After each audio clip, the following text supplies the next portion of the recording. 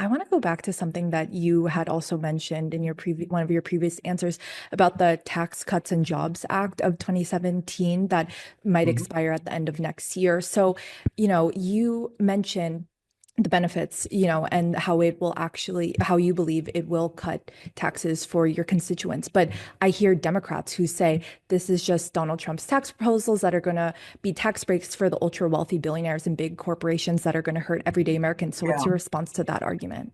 Well, look, most of those people that do the Pinocchio stuff have long since been exhausted of some of the Democrats' talking points. First off, we need to put this in context. 2017, we did tax reform. It wasn't tax cuts. Because remember, there was like 4,000 or 4 trillion, 5 trillion in tax hikes and like 6.5 trillion of tax cuts. And it was designed to make us competitive in the world again.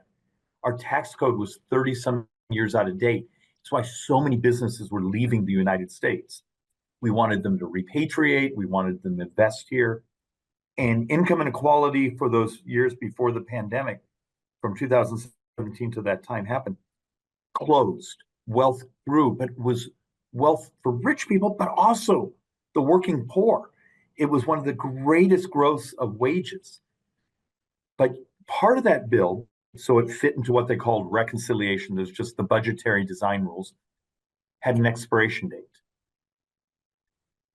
Those individual parts of the tax cuts expire at the end of next year.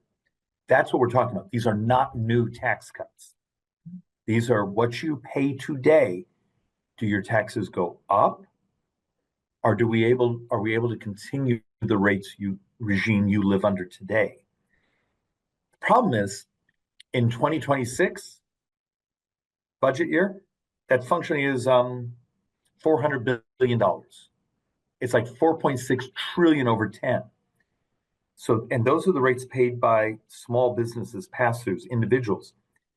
How do you say, I want to hold people harmless? I want to keep you where you're at, but I also don't want to add to the debt.